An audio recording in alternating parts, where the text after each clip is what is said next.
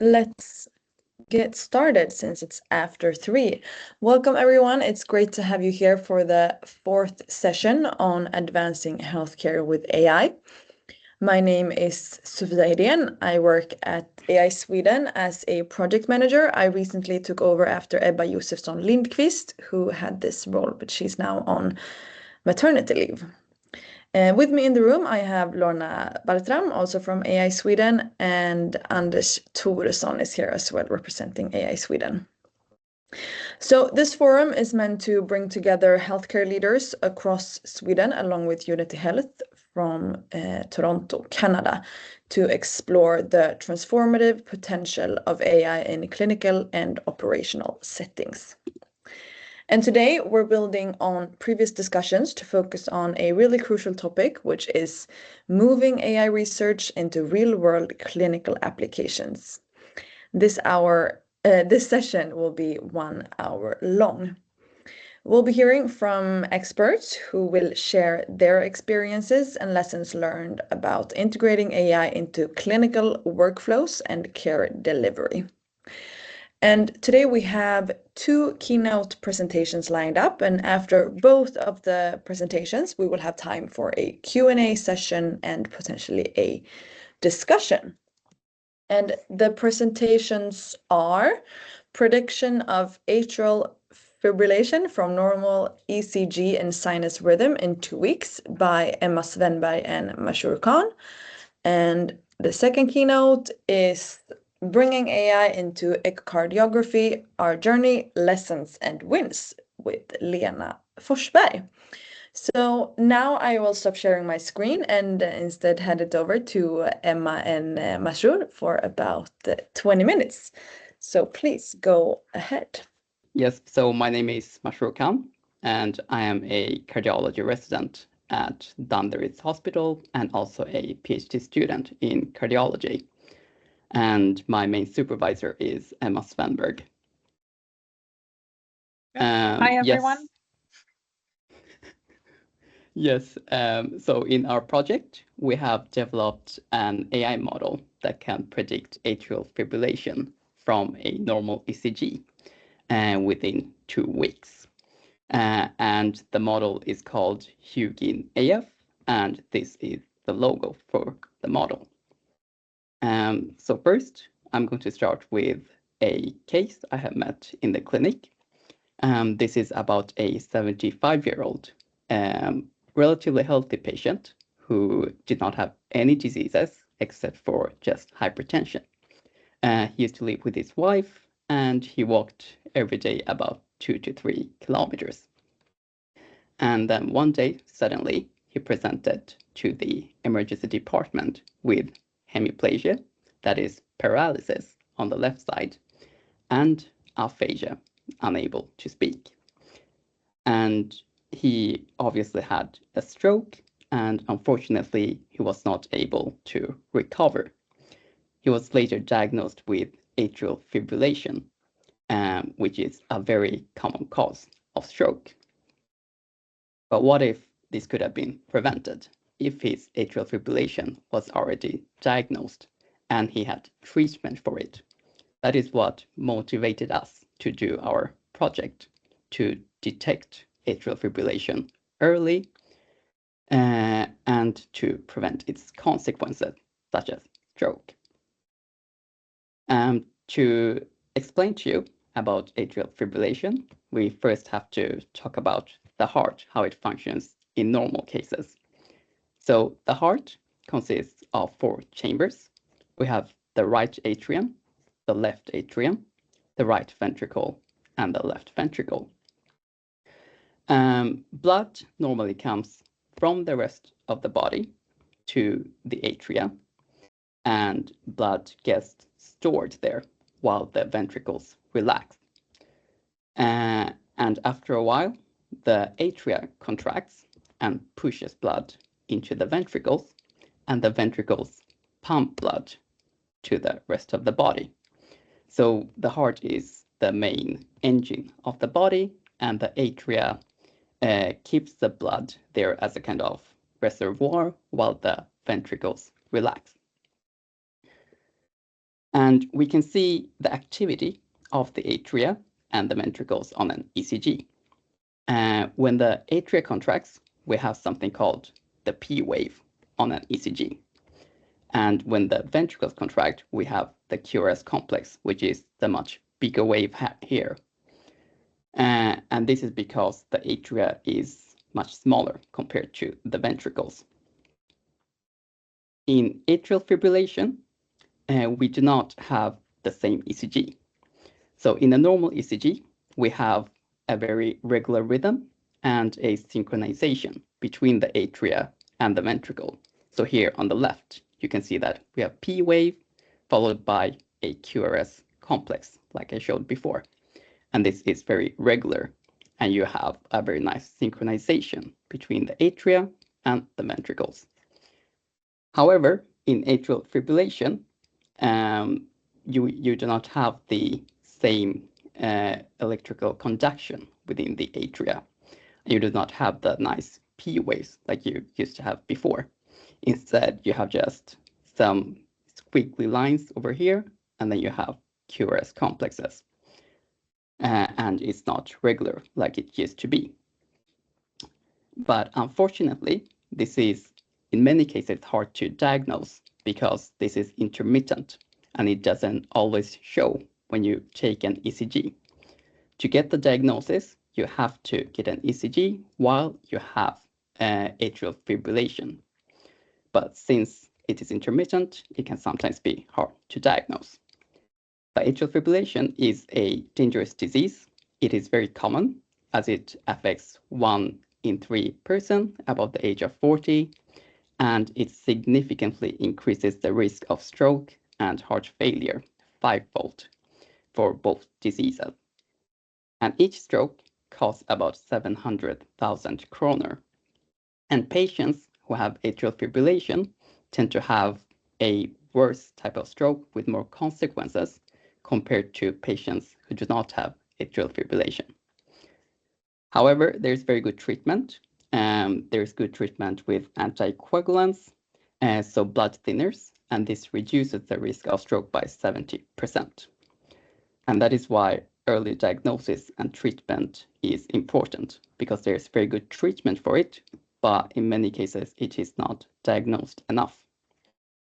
And like I said before, it is intermittent and in many cases also asymptomatic. So many patients do not have any symptoms, and it is estimated that about 30% of all atrial fibrillation cases may be undiagnosed.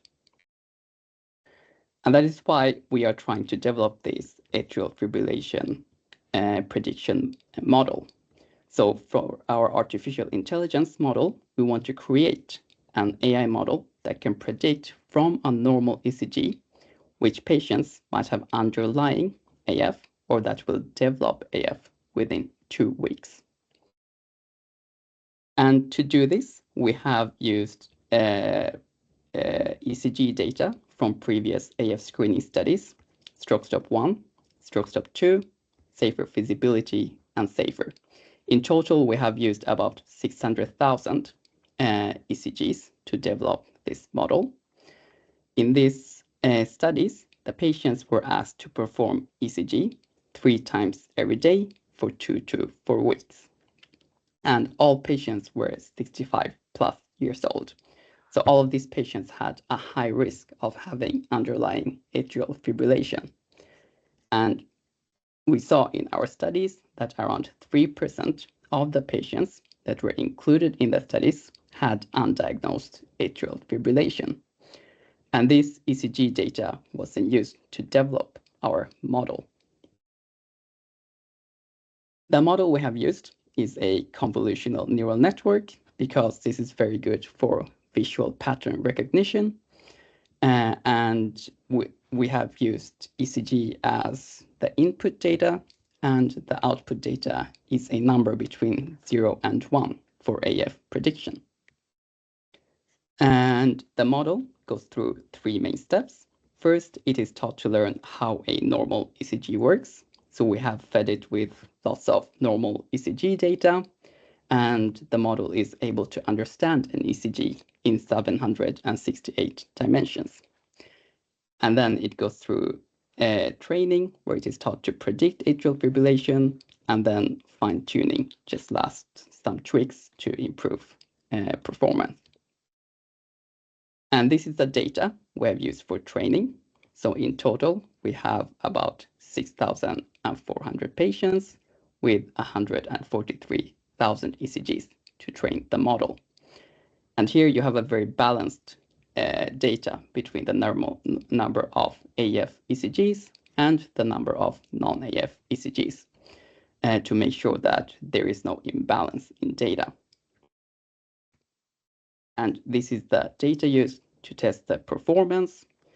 So we have tested it on approximately 15,000 patients and in total 450,000 ECGs. And over here you have the number of AF percentage patients is 2.09. So that is more to make it realistic, because we saw that approximately 3% of the patients had underlying AF in our studies. And here we have the performance of the model. So in overall, it is able to predict atrial fibrillation from a normal ECG with an area under curve of 0.81 in our studies. And it was highest in safer feasibility, where we had a higher age range among the patients.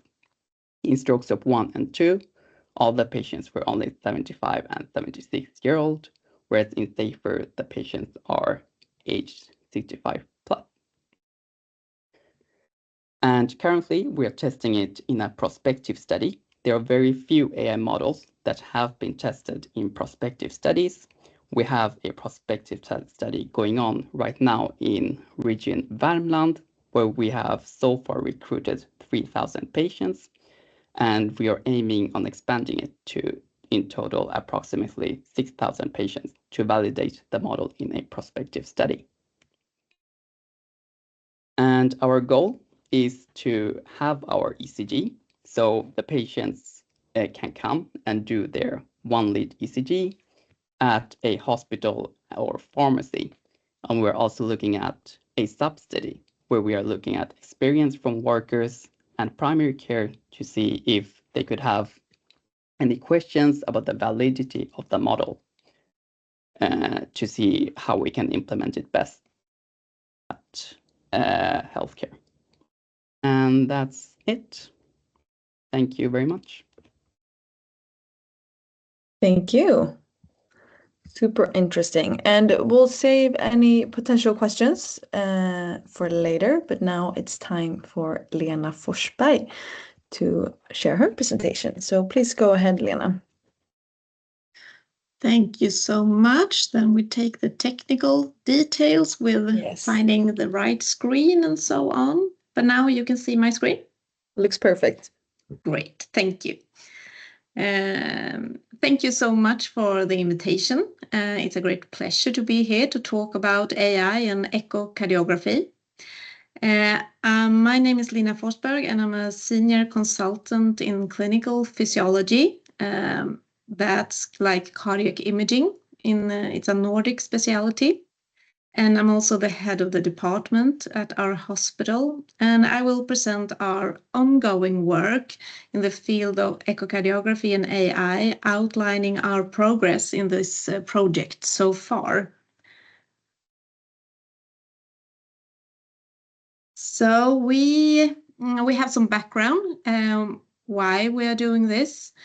We face a challenge in healthcare. There is an increasing number of elderly requiring medical care, while the number of healthcare workers will not grow at the same pace.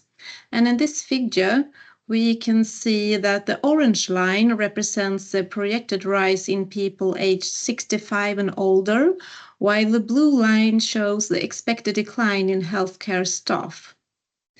So we can see why we need to find new ways to do the work we do today. At the same time, the demand for diagnostics in healthcare is increasing. The clinical guidelines rely on various diagnostic methods to determine the appropriate treatment for each patient. Advances in medical treatment also mean that we are able to manage more conditions effectively, which leads to more patients being followed up with repeated examinations during a long time. So in my area of practice, this increase is particularly evident in echocardiography, and that's ultrasound imaging of the heart. It's a method used to assess the structure and function of the heart. And according to a Swedish survey with annual follow-up, the number of echocardiographic examinations in Sweden has risen by 66% since 2009, from 125,000 to 208,000 procedures. At Karolinska University Hospital, we are doing about 20,000 examinations each year. And now we need to prepare to manage more.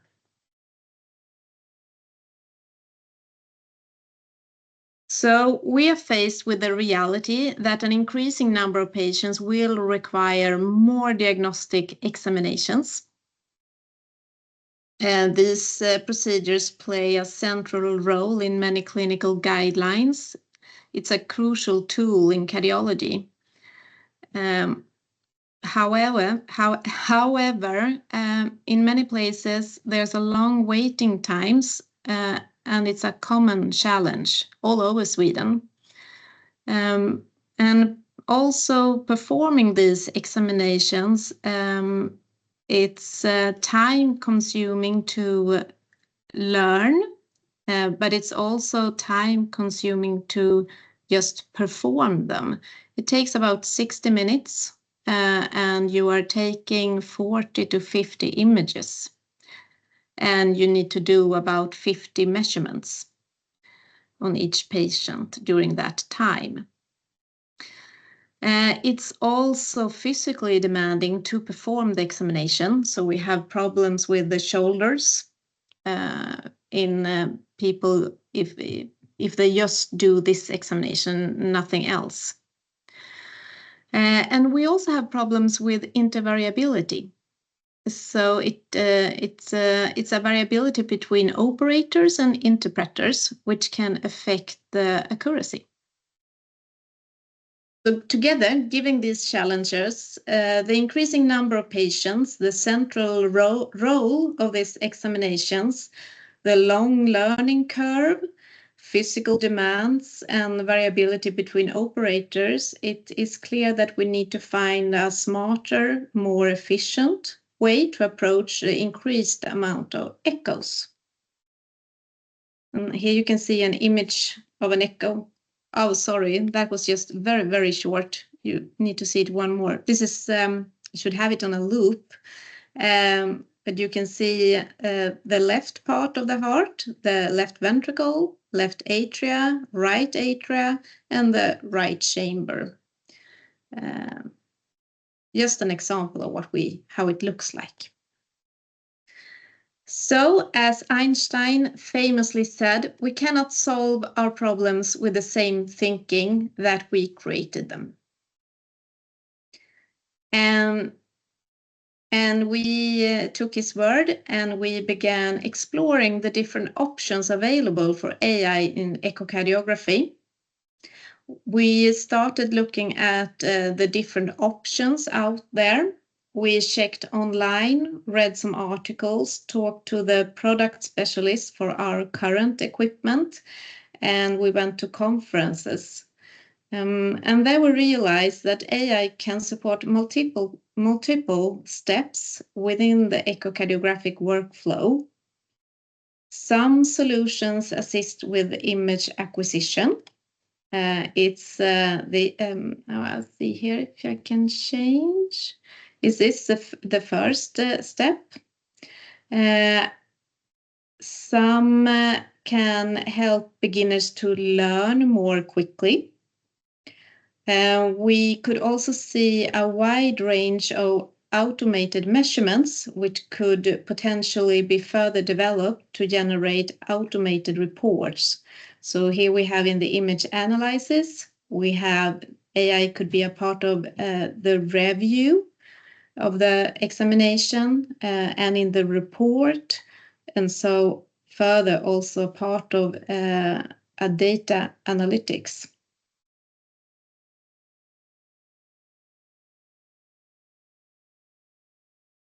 We went back to our current workflow to identify the different steps we have. We always start with image acquisition, 15-25 minutes. We could see that it takes. Then the technicians do measurements. That's about 10 to 15 minutes. After that, we have often a team review of the examination. Together, there's a technician together with a physician talking about the examination. And that's about 5-10 minutes. And finally, we are doing a report and we do a final approval. And that can take 5 minutes or can take 60 minutes, depends on the complication or how complex the examination is. So we identified that measurements and image analysis could potentially be supported by AI models, and that models supporting supervision from staff could be an important key in the implementation process. I will talk more about that. But AI is also trust. We need to find trust to use it, dare to use it. So after this local analyze, we took the next step, and that was to review more in detail what was available on the market. We scheduled meetings with different vendors and asked them to demonstrate their products. Many of the solutions focused on automated measurements. So this part, but only for a limited set of measurements. So maybe 1/3 of what we do on each examination. But we found that one vendor offered a wide range of measurements that could be performed automatically, while also presenting the results in a clear and well-structured way. The product was also designed to recognize different types of images and organize them according to which part of the examination you wanted to review, which supports the step in our workflow that we refer to as review and reporting. And that's this step.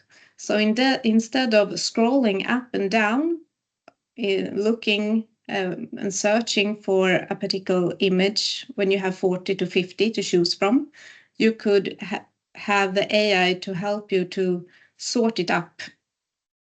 Very easy. So the reviewing will, with that help, go much faster. And that's an important help for us in information overload. I would say this is also every day. In addition, this system was available as a local server solution, which simplifies the process from a legal and regulatory perspective. So we continue to have contact with this company. And in May, they got a CE approval. And we got that confirmed. And we started planning for our local validation. And the big question for us was, how would this actually work in our everyday clinical practice? It looks good on the paper, but how will it be when we use it? Very soon, it became clear just how central the legal experts are in the process of implementing AI. This is a new and untested area of law, and dealing with personal data adds an extra layer of complexity. And this was very clear when we thought we could use a cloud-based solution for the validation process. But together with a vendor, we quickly realized that this would take a lot of time to fix regulatory. And instead, we started looking at installing a local server so that no personal data would ever leave the hospital's own network. Legally, this is much simpler, but technically, it's more demanding.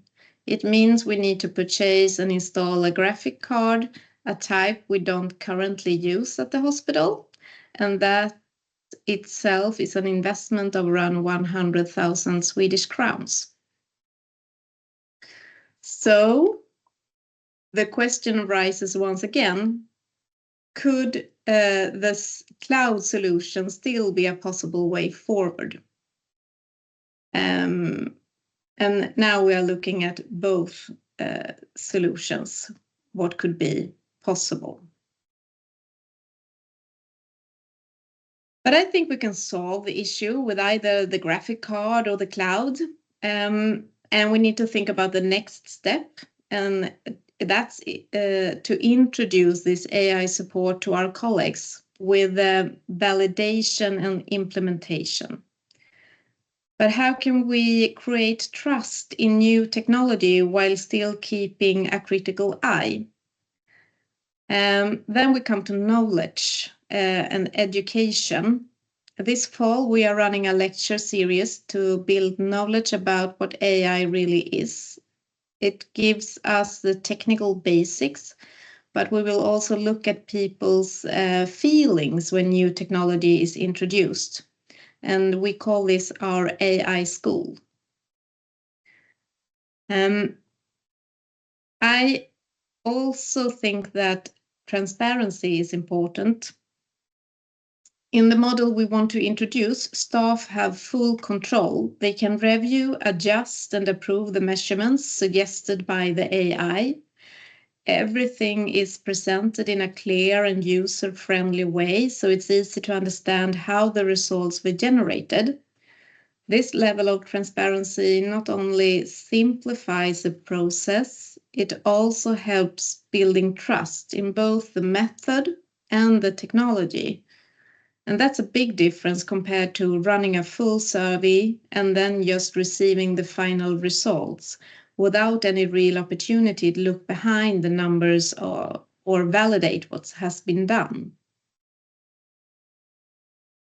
And to make a successful integration, we would like to have, we'll do a thorough validation where we can see how this software actually handles our patient groups in everyday practice. It's important. It helps us to understand how to use it in best possible way, but it's also key to building trust and feeling confident enough to start using it. It's experience from earlier that we have bought expensive technique, but we're not using it because we're not trusting it. And if we introduce the software by completely changing the way we work from the start, it will likely create skepticism. But if we start by using it as a support tool within our existing workflow, the transition will be much smoother. And that approach can also start curiosity. And over time, it might lead to bigger changes. Once people feel more confident and see the value in using AI in the daily practice.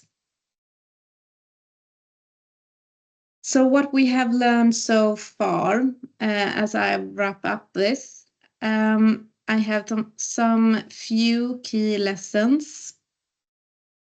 First, patience. Progress in this field does not come overnight. I need to learn regulatory aspects and technical aspects. And we need to collaborate. And that's my second lesson. You need a team with diverse expertise if this could be a success. So we require many different types of expertise. It's physicians, sonographers, AI specialists, and engineers all play together a critical role. It's only when these perspectives come together that we can move forward. And finally, I think we need to expand our teams with new kinds of competence in the future to manage this change. People with deep AI skills will be essential, not to build algorithms, but to help us rethink how we can use technology to improve patient care and improve diagnostics. So patient collaboration and new competence. That's my key lessons. Thank you so much. Thank you, Lena, for this interesting presentation. And thank you again to Masroor Khan for your presentation.